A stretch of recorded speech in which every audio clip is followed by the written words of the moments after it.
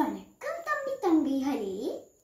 இன்று நான் உங்கள் முன் சில மூதுரைகளையும் அவற்றின் விளக்கங்களையும் கூற வந்துள்ளேன். மூதுரை. மன்னனும் மாசறக் கற்றோனும் சீர்தூக்கி மன்னனின் கற்றோன் சிறப்புடையன்.